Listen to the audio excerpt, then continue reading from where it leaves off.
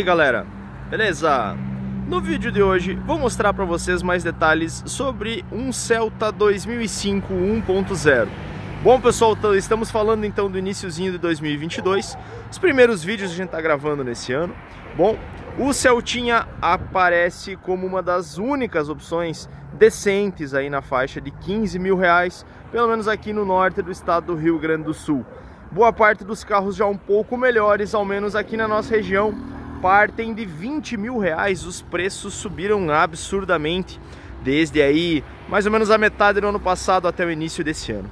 Então pessoal, será que vale a pena ter um desses na garagem? Acompanhe nosso vídeo para saber todos os detalhes e mais características desse modelo aqui.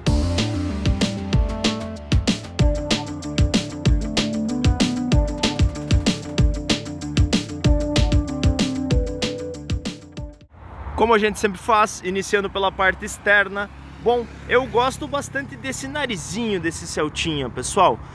Tudo bem, não é nem um pouco imponente, digamos assim, mas já traz um design bastante harmônico, pelo menos na minha opinião. Gosto bastante dessa geração do Celta. Olha só que brabinho que ele parece, apesar de bastante pequeno, né, pessoal?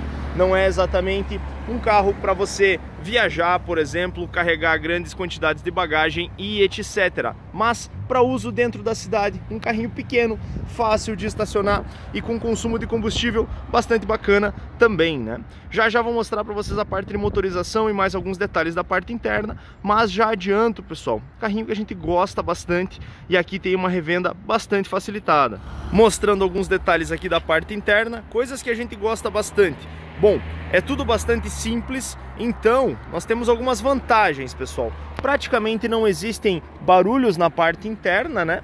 Já que boa parte, se não todos os componentes aqui, são de plástico e são praticamente uma peça só.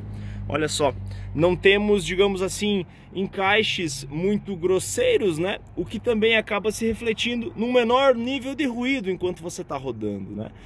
Mas estamos falando de um carro 2005, estamos em 2022, 17 anos de uso, o pessoal judiam bastante, principalmente dessa parte aqui. Volante tem algum desgaste, deixa eu ver se eu consigo mostrar para vocês. Olha só o banco, pessoal, também aparece alguma coisa de desgaste. E aparecem os, como é que eu posso dizer, é uma das pragas que acaba me perseguindo, pessoal. Que coisa mais feia esses tapetes que imitam o chão de ônibus, pessoal. O pobre é uma coisa triste, né? Ele sai do ônibus, mas ele continua levando o tapete para onde quer que ele vá, porque ele não pode esquecer que ele andava de ônibus, né? Eu não consigo entender. Bom, mas assim, pessoal, no meu ponto de vista, é uma das coisas que, se você simplesmente trocar esses tapetes e colocar aqueles tapetinhos de borracha, já muda bastante o interior do carro. E falo para vocês que um dos segredos aí para revenda, que ninguém conta, tá? É que você simplesmente colocar um jogo de tapetes novos, o cheiro do carro fica muito parecido com o cheiro de carro novo, porque simplesmente, pessoal, os tapetes novos de borracha têm aquele cheiro de borracha nova, o que acaba, de certa forma, atraindo compradores. Acreditem se quiser, pessoal. Esse carro foi recebido recentemente numa troca, não deu tempo da gente fazer ainda essa substituição, mas as coisas que geralmente eu gosto de fazer e sugiro para o dono da revenda, né, é fazer a substituição dos tapetes e colocar um rádio no lugar. Sempre me fico bastante chateado aí de ver esse buraco aí aberto, que a gente acaba podendo ver parte das entranhas do carro, tá? Gosto bastante de ver o interior íntegro, com o rádiozinho no lugar, com os tapetinhos bonitinhos, detalhezinhos de acabamento também que são fáceis de arrumar, tipo essa coifazinha aqui da manopla de câmbio. Isso aí é bastante simples, bastante barato de fazer a substituição e dá outra cara aqui para a parte interna do carro. Mas nem tudo são flores, né, pessoal? E a gente vai chegar nessa parte já aqui para mostrar para vocês. Coisas que a gente não gosta dessa versão aqui. A maior parte dos Celtas encontrados à venda não tem direção hidráulica, também não tem vidros elétricos, ar-condicionado também é um item de luxo, e no caso dessa unidade aqui só tem ar quente e frio e um desembaçador traseiro. Eu já falei algumas vezes para vocês, na nossa região, o fato de ter ar quente já é um ponto positivo, tá? Porque a gente praticamente aqui não tem dias tão quentes assim, que exijam um uso assim de ar-condicionado, digamos, né? Boa parte do tempo aí a gente acaba utilizando o ar quente, tanto para desembaçar o carro de manhã, quando geralmente aqui é bastante frio, quanto para eventualmente num dia de chuva também acabar ajudando aí na questão de visibilidade do carro. Dando para vocês mais alguns detalhes, mais algumas características aqui dessa parte de painel, coisas que eu não gosto muito, pessoal. Esse painel aqui, ele é simples até demais, tá? E aonde ele poderia ser analógico, ele é digital. Já me explico. A questão do medidor de combustível, tá? No caso aqui ele é digital, só que ele não é exatamente preciso, digamos assim. Principalmente para baixo aí da metade do tanque, geralmente, ele acaba se perdendo. Por vezes você liga ele diz que está na reserva, aí você anda algumas quadras, ele dá uma chacoalhada, ele já sobe sozinho. Não sou exatamente fã dessa configuração, pessoal. Falo para vocês que se dependesse de mim, o medidor de combustível poderia ser do tipo analógico, tá? Outra coisa que eu não gosto é o seguinte: nós não temos um medidor que te mostre aí a temperatura do carro, tá?